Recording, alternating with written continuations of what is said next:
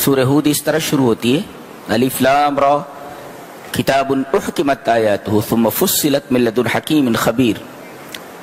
یہ جو قرآن ہے، جو کتاب ہے، اس کی آیتوں کو ہم نے محکم بنایا ہے۔ محکم کا مطلب یہ ہے کہ بہت آسانی سے سمجھ میں آ جائے، جس کا ایک ہی مطلب ہوتا ہے، اس میں کئی مطالب نہیں ہوتے۔ یہ صفت متشابہ آیات کی ہے۔ تو ہم نے اس کتاب کو محکم بنایا ہے، اور ایک محکم کا مطلب ہوتا ہے مضبوط، یعنی سالمتم من الاخلال والتناقضات، یعنی اس میں کوئی خرابی نہیں ہے، مضبوط ہے، اور تناقض نہیں ہے۔ تناقض کا مطلب یہ ہے کہ ایک آیت دوسری آیت سے ٹکراتی نہیں ہے، کہ ایک آیت میں کچھ کہا گیا ہو پھر اس کا بالکل الٹا برعکس کسی دوسری آیت کے اندر بات کہی گئی ہو، ایسا بھی نہیں ہے۔ ثم فصلت، پھر جتنی بھی اہم باتیں ہیں اللہ تبارک و تعالیٰ نے اس کی تفصیل بیان فرما دی ہے۔ فصلت کا ایک مطلب اور بھی ہے کہ یہ ایک بعد دیگر نازل ہوئی ہے، جملہ واحدہ ایک ساتھ کتابی شکل میں نبی اکرم صلی اللہ علیہ وسلم کو نہیں دی گئی۔ پھر مقصد بتایا جا رہا ہے اس کتاب کے نازل کیے جانے کا۔ سب سے پہلا اور بنیادی مقصد یہ ہے اللہ تعبد الا اللہ، اللہ کے علاوہ کسی کی عبادت نہیں ہونی چاہیے۔ یہ قرآن حکیم کا ایک بنیادی مقصد ہے، اور اس کے نزول کی ایک بنیادی وجہ ہے۔ اور دوسری وجہ کیا ہے؟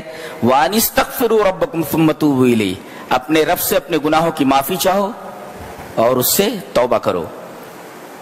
کہتے ہیں کہ اگر آدمی اللہ کی عبادت کرے اور استغفار اور توبہ کرے، وَأَنِ اسْتَغْفِرُوا رَبَّكُمْ ثُمَّ تُوبُوا إِلَيْهِ، استغفار کرے اور توبہ کرے۔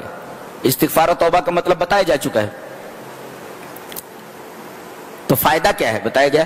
یمتعکم متاعا حسنا الی اجل مسمى، الی اجل مسمى کا مطلب ہے موت تک، حتی الموت، موت تک کیا دے گا اللہ؟ متاع حسن دے گا۔ یہ متاع حسن کیا ہے؟ جو توبہ اور استغفار کے اوپر ملنے والا ہے۔ کہا گیا کہ موجود کے اوپر قناعت اور مفقود کے اوپر عدم غم۔ نہیں سمجھے؟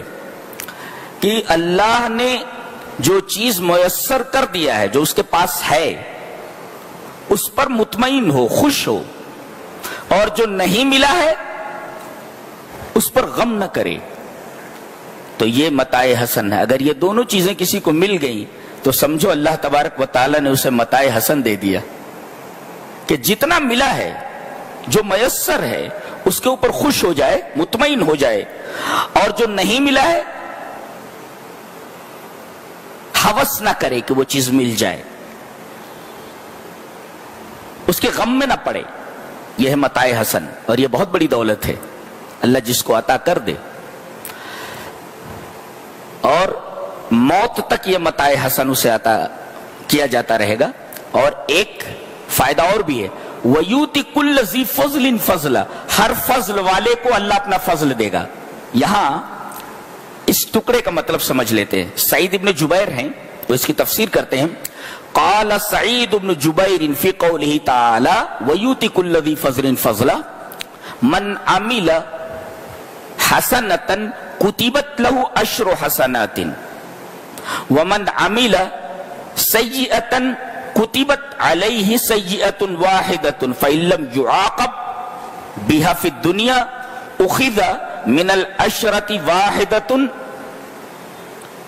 وبقيت له 9 حسنات۔ یہ تفسیر ہے اس ٹکڑے کے اوپر سعید ابن جبیر کا، کہ جس آدمی نے ایک نیکی کی تو اللہ 10 نیکیاں اس کے نامہ اعمال میں لکھوا دے گا۔